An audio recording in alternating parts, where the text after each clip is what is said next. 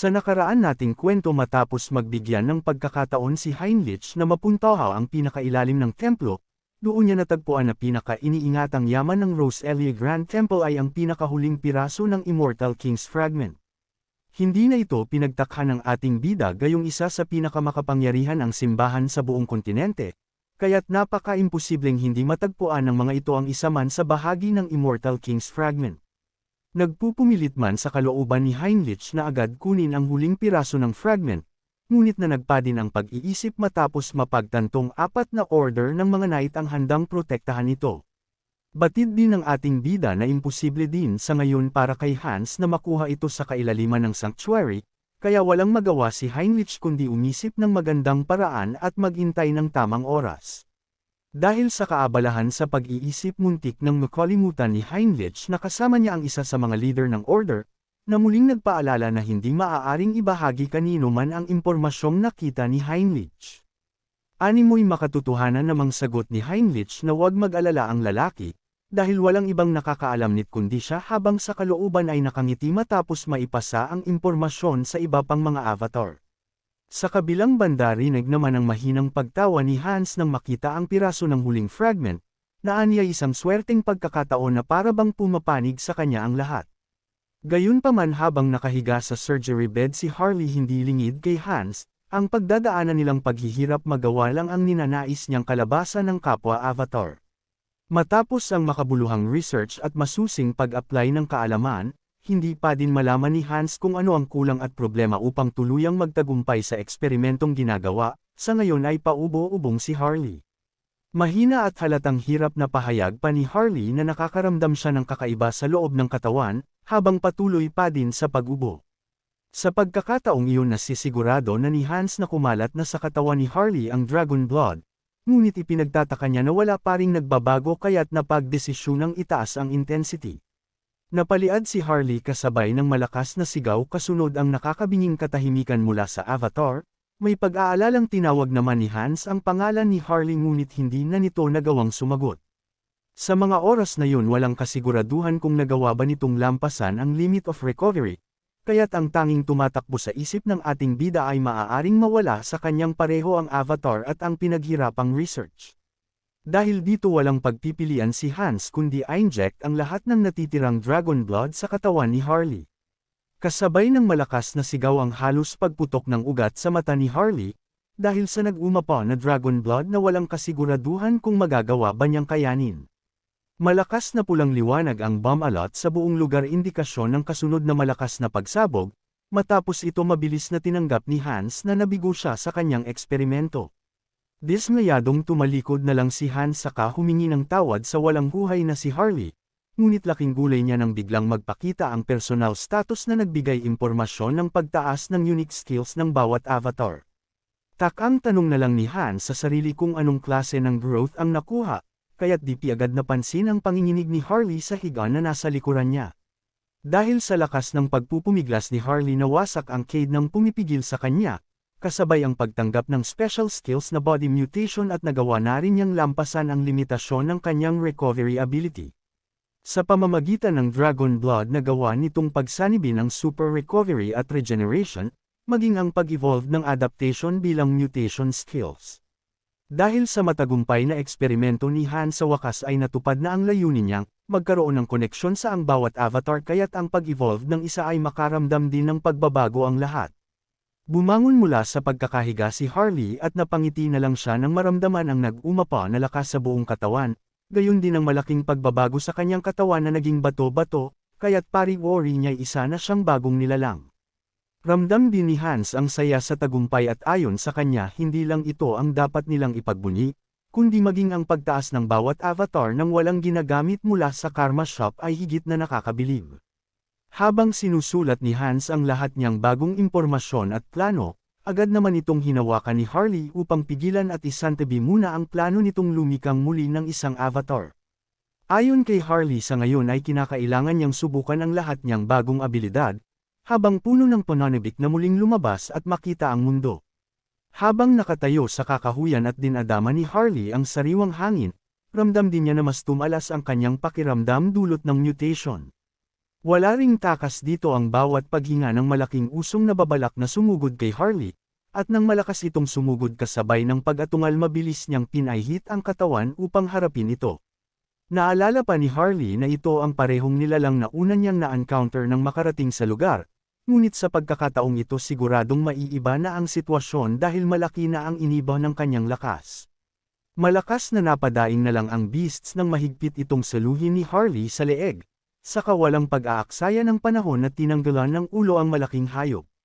Animoy nagkapalitan ang dalawang magkatunggali at ang naging halimaw na ay si Harley dahil sa pinapakita nitong walang kahirap-hirap na pagpuwersa at mabilis na pagkilos. Nagtalsikan ang dugo ng beast sa ere matapos ibaon ni Harley ang kamao sa katawan nito kasabay ng pagwasak, hanggang sa tumambad sa harapan niya ang berdeng crystal mula sa loob ng katawan ng patay na halimaw. Upang mas ma-develop ang mutation trait, isa sa mga paraan ay ang lamunin ng monster core sa pamamagitan ng kumikinang nitong magic stone. Walang pag-aalinlangang inihagis ni Harley sa kanwang bibig ang berdeng crystal, at kasabay ng pagkawasak nito sa kanyang ngipin nakatanggap siya ng enlightenment.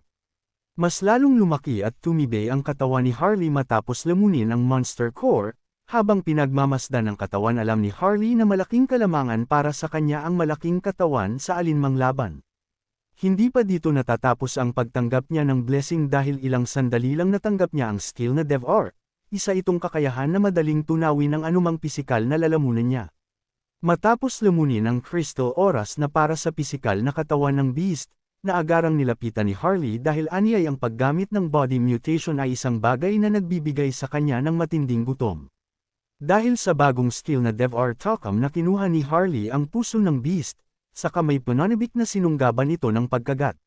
Bagaman unang beses niya itong gawin hindi maitatanggi na nagustuhan ni Harley ang lasa nito, na ayon sa kanya ay nagbibigay ng matamis at refreshing na lasa. Marahil dahil sa mutation kaya't ramdam ni Harley ang di mapigil ang pagkatakam, ngunit batid niyang kapag ipinagpatuloy ang ganoon iisipin ng mga tao na wala siya sa sarili. Napag-isip pa ni Harley na magmumuko siyang ganid sakaling ipagpatuloy ito, at sa oras na yun isang bagay ang pumasok sa kanyang isip na nagbigay sa kanya ng magandang idea.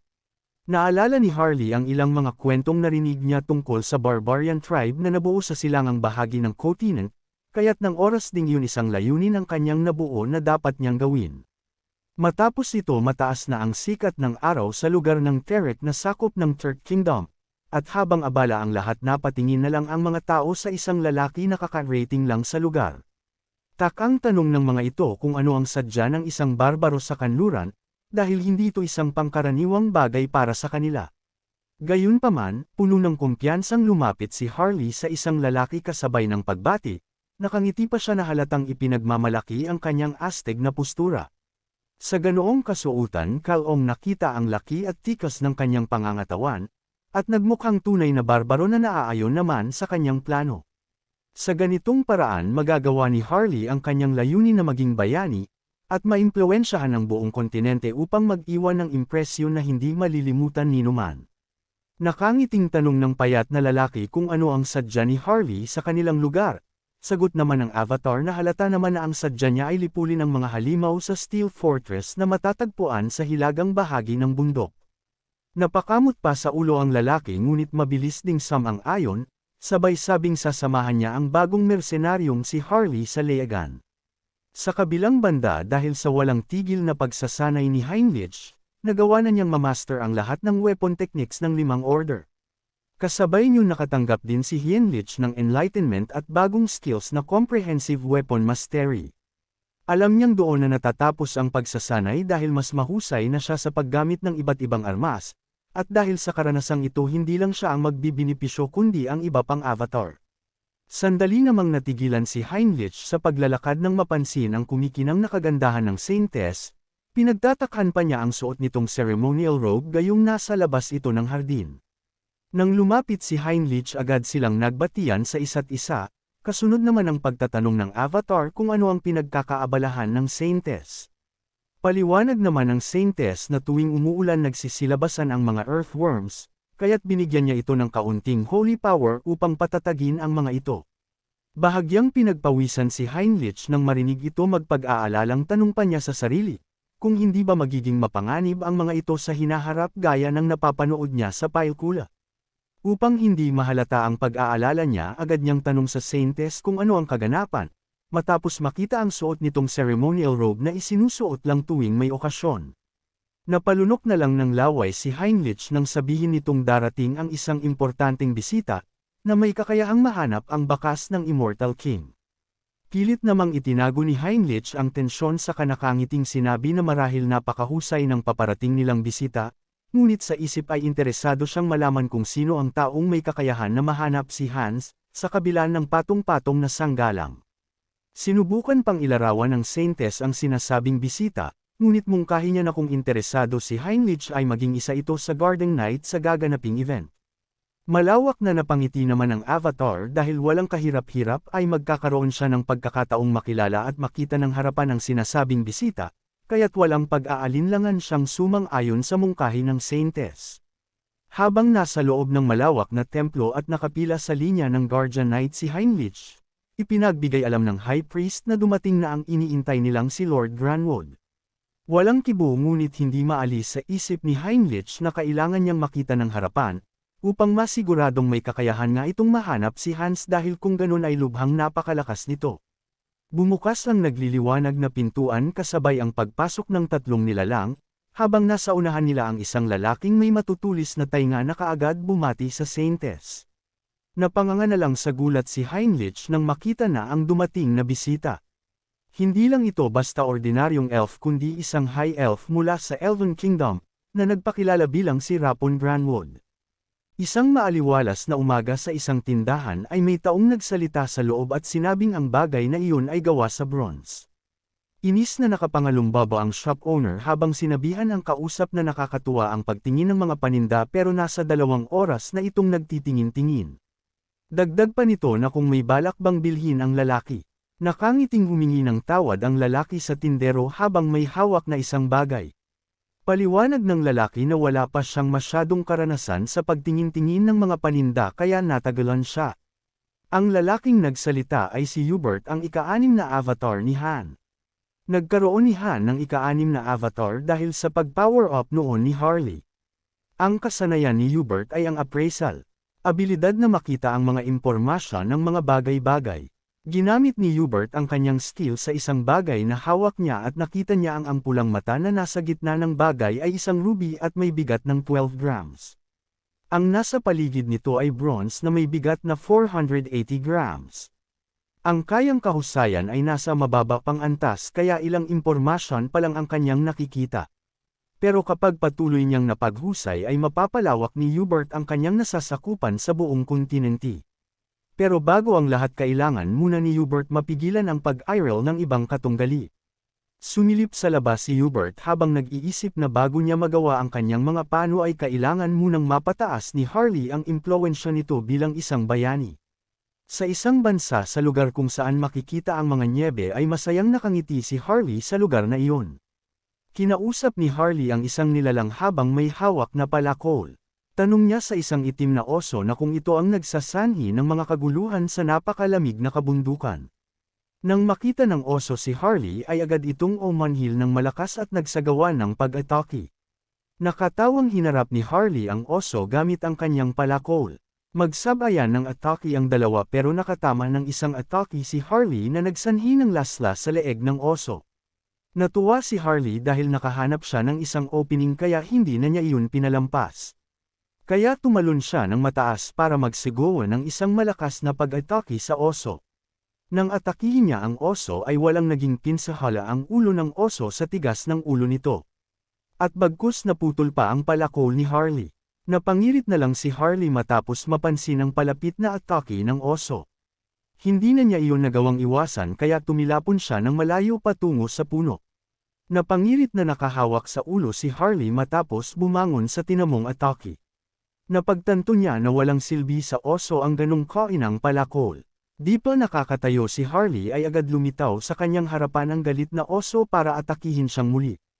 Nag-react kaagad si Harley sabay inactivate ang kanyang physical transformation at tinubuan ng matibay na kaliskis ang braso ni Harley. Matapos lumitaw ang anyong halimaw sa braso ni Harley ay agad niyang binigwasan ng suntok ang itim na oso.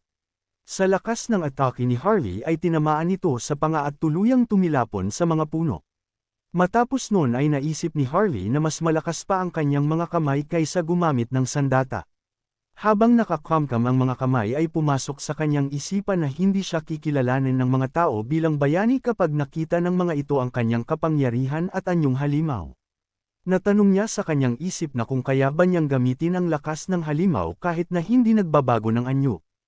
Kaya napag-desisyonan niyang subukan kung gagana. Ipinikit niya ang kanyang mga mata sabay pinadaloy ang enerhiya ng hindi nagbabago ng anyo.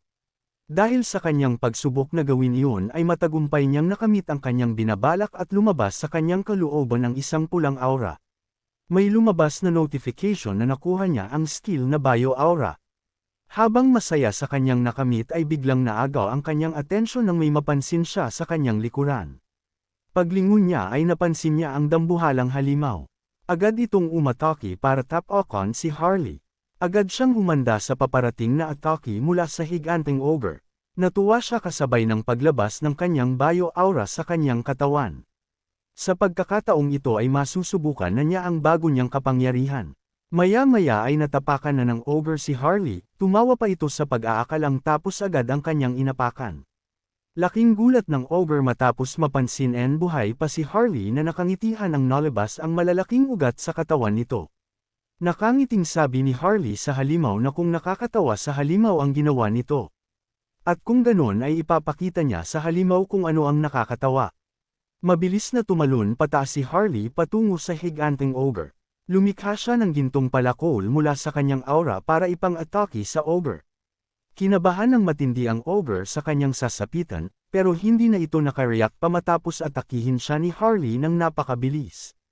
Pagbagsak ni Harley ay masaya niyang itinaas ang palakol kasabay ng pagsigaw ng magigisyang bayani. Habang sa kanyang likuran ay sumambulat ang putol-putol na katawan ng higanteng ogre. Matapos noon ay napangiwi na lang siya matapos malanghap ang nakakasulasok na amoy. Tumingin siya sa isang direksyon kung saan nanggahilang ang nakakasulasok na amoy. Nang lapitan niya ito ay nakakita siya ng lilang saradong kuweba na pinagmamulan ng mabahong amoy. Nag-inat-inat siya ng katawan para wasakin ang lugar na iyon. Habang sinasabi na bubunutin niya ang bulok na ugat, di na nagpatumpik-tumpok pa si Harley kaya agad siyang bumulosok doon para wasakin ang lugar. Sa isang banda nasisiyahan ng isang elf sa tea na kanyang iniinom. Nagpasalamat ito sa Saint dahil sa kabaitan nito na patuloyin sila. Sagot naman ng Saint na masaya siya dahil nagustuhan ng elf ang kanyang inihanda at siya dapat ang nagpapasalamat dahil pumunta pa ito sa kanila mula sa malayo. Sa isang banda nag-iisip si Heinrich tungkol sa bagong kakamping sect na elf at high elves. Ang mga ito ay mga taga-Elven Kingdom ng Enamel Continent. Ang Elven Kingdom na sumasamba sa World Tree. Marahil magkaiba sila ng sinasamba pero ang main sect at Elven Kingdom ay nagpapalitan ng komunikasyon sa isa't isa. Kinikilala ang kanilang pag-iral at pagpili kung sino ang sasambahin ng isa't isa. Sa isip ni Heinrich na ang elite elf ng Elven Kingdom ang nasa harapan nila ngayon. Tanong niya sa kanyang isip na kung nais ba ng mga itong gamitin ang World Tree para mahanap si Hans. Laking pamamangha ni Heinrich matapos makita ang star sa mata ng elf. Nasabi na lang niya na ang pupils ng mata ng elf ay talagang hugis butuan. Nagulat si Heinrich matapos siyang imikan ng elf na nakita nito ang kanyang kamangha-manghang pupils. Humingi ng tawad si Heinrich dahil di niya sinasadyang tingnan. Humingi din ng tawad ang Saint sa nangyari. Sinabi ng elf na ayos lang iyon sabay ipinaliwanag ang tungkol sa kanyang pupils na hugis butuan. Salaysay nito na ang butuan sa kanyang mata ay sinyalas ng pagiging high elf. Sa Elven Kingdom ang nagtataglay ng ganung mata ay kinikilala bilang isang priests na konektado sa World Tree at sa mga elves. Bibihira lamang ang nagtataglay ng ganung mata, 2 o 3 lamang ang ipinapanganak kada henerasyon. At ang iba ay ang mga elders. Kaya ang pagsilang sa high elf ay napakahalaga. Tanong ng Saint na kung kinakailangan na bang apurahan ang mga bagay sa sitwasyong ito. Sumangayon ang elf na kailangan ng madaliin ayon sa revelasyon ang kwalipikadong bata ay ipinanganak sa Ion Continent. Pero ibininta ito ng mga slave hunters para maging alay ng mga dark mages. Dagdag ng elf na hinanap nila ang main sect para tulungan silang mahanap ang bata na iyon. Sagot ng Saint na tungkol doon ay mayroon na ang mga elf ng palatandaan tungkol sa ipinapahanap ng mga ito. Sinabi ng elf na nasa Northern Mountains. Nang matrack nila ito ay nasa loob ito ng nagnyenyebing kabundukan. Ang Northern Mountains ay napakadelikado at napakalayong lugar. Sa isang banda matapos wasakin ni Harley ang kuweba ay napahawak siya sa kanyang ulo dahil sa sakit na tinamo. Tanong ng Saint kung may mga description ba ang elf. Ayon sa elf na ang hindi pa nagigising ang mga mata nito. Mayroon itong green na buhok at kulay orange ang mga mata nito. Tanong ni Harley sa bata kung ano ang pangalan nito. Sagot ng bata na Cicely ang pangalan niya. Inulit pa nito na Cicely ang kanyang pangalan habang may kadena na nakakabit sa leeg.